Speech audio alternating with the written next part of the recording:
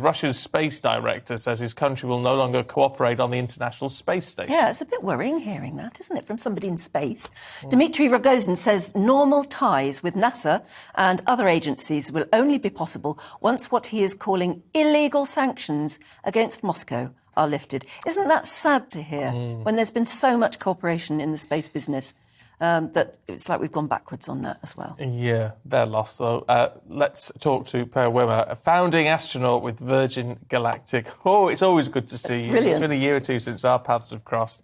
First of all, is there going to be a significant impact on the ISS, do you think, of not having Russia's involvement in the short term? In the short term, yes. But as we know, the ISS is phasing out eventually, and there's a big debate about what to do with it in the first place. I mean, the current plan and default plan is to take it down, simply because it's getting old. So specifically to the International Space Station, it's more of a short-term issue, etc., and things will function normally. The Americans now have the Falcon 9 rocket, courtesy of SpaceX, so they will be able to access us, unlike in the past decade, where it was more difficult. But having said this, this is actually big news within the era of space, because for decades and decades, no matter what went on planet Earth, because there's been a lot of disagreement, geopolitics, and wars as well. It's not the first time we ever war in the past decade. Space has always been a unifier. And I've always said, if only the politicians could get on a space ride, on a rocket up to the International Space Station, and see how the Russians are collaborating with the Chinese, with the Americans and Europeans. It's been above learn politics. from there. Yeah. It's been above politics, quite literally, It hasn't has it? so much been above politics. I mean, even when China put a probe on the dark side of the moon, which is very, very difficult to do, so well done them. But they could not have done it, and few people know this, without the cooperation of NASA and the European Space Agency. Everybody was contributing, even though there were tensions. So my hope was always, let's learn from space and ideally send a few politicians up there. Do we know who's up on the ISS at the moment? Are there Americans and Russians, for instance? Yeah, there's currently 4 people up there. We had a landing just a few days ago where 2 Russians and 1 American came back down to Earth safely. But that will probably be the last Soyuz spacecraft landing where there will be Americans on board, sadly. Yes, it will. What's happening in terms of, I mean, to move away from the problem, look at the pictures. It's incredible. Isn't it? Look, what's happening in terms of commercial space? Private issues like SpaceX and what have you, obviously doing tremendously well. But what's happening in terms of the commercial side? Because we've seen so much happening over the past 12 months. Where is Virgin Galactic, for example, in terms of getting people like me and Anne up? Because we're desperate to go. Yeah, we really are. Come along. Well, Come yes. along. Yeah, No, no, if you're up for it, let's go. Yeah. I mean, the good news is we're looking to start, with a bit of luck, end of this year, if not next year.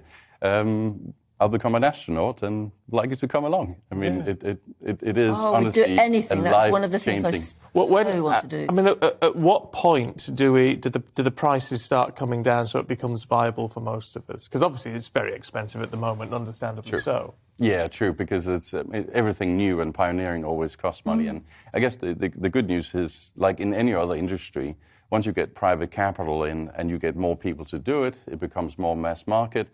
Space will differentiate. There'll be a high end, a low end, or whatever. So at some point, there will come a price point where a lot more people, not everybody, but a lot more people will be able to perhaps, if they're really keen on it, remortgage their house and take out a little bit of equity and get there. And actually, one of our astronauts on the program actually did that. Right. He was so keen, like literally whatever it takes, I'll spend my last penny on it because I'm so keen to get up. Well, if you look at the price, for instance, of a round-the-world cruise at the moment, that people do exactly that. They spend their entire pension on it or they mortgage their house.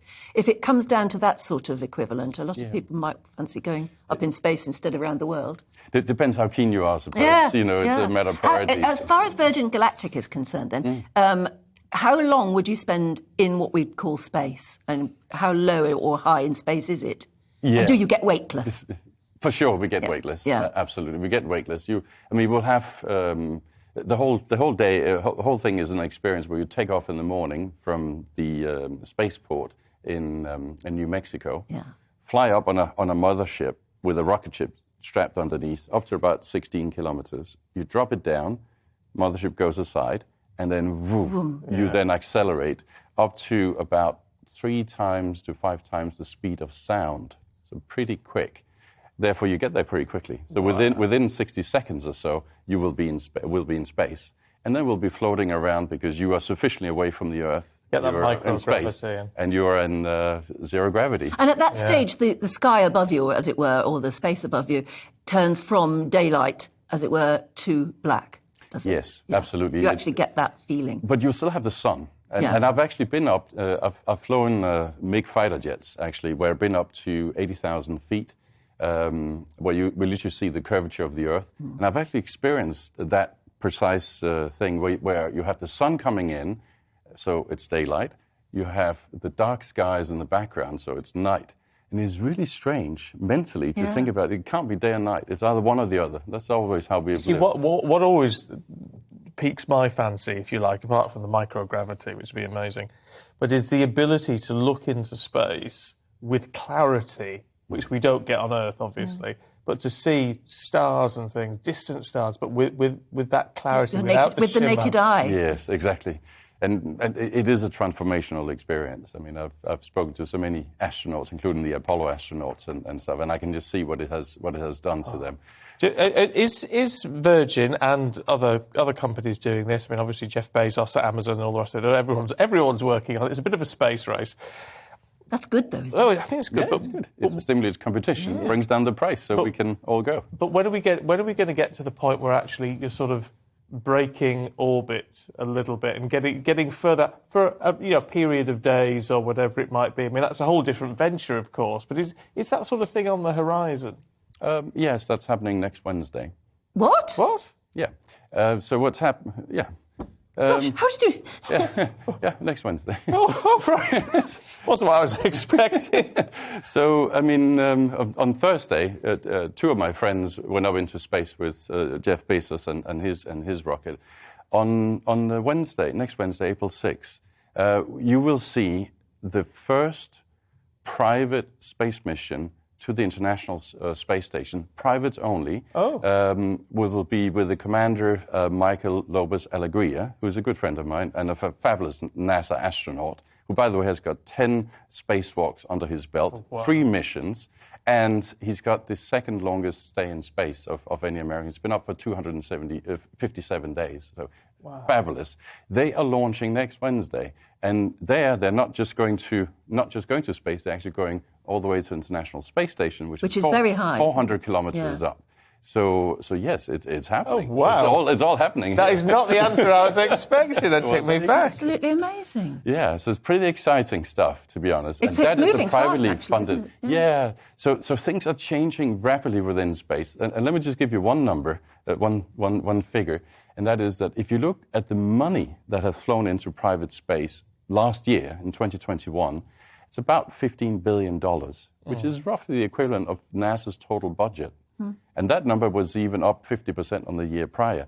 So you see a massive inflow of capital into the space sector because people are excited about it, they think they can make money on it.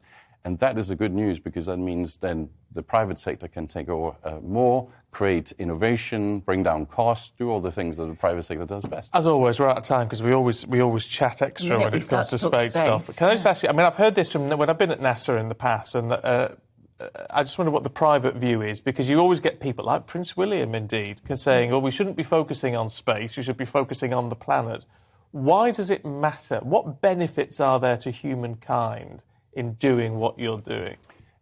By doing things that are difficult in space, you end up having to do a lot of innovation on planet Earth, which has implications on other sectors on planet Earth. I mean, the whole Apollo program more or less created Silicon Valley, and look where that's taken us, because they needed microchips. They needed to figure out computing calculations away from planet Earth, as it were.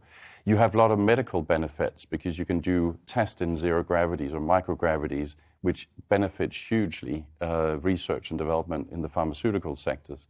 Telecommunications, even now you see in Ukraine, Elon Musk is making available the Starlink system, which means that Russians can shoot down the telecom mast, but Elon will go in and provide internet, which is great.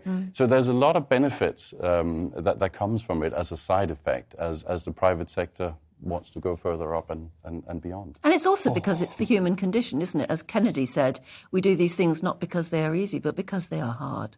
That's why we do it. Yeah. I'm an adventurer. I've traveled to 85 countries. I know I'd lived with the Indians in the Amazon, and space has got to be the new place, the new frontier. Well, don't forget, Per Verma, that you did That make you've that asked us invitation now. to Yeah. us, and Someone from Virgin Galactic, we take it that's a freebie. Is it for us? Well, I was going to say, he didn't mention money. Always, it's a joy to see you. Thank you very much. It's brilliant. Thank you very much. Always puts a smile on my face. I know, Look at you too. Total space nerd. Absolutely. Absolutely love it.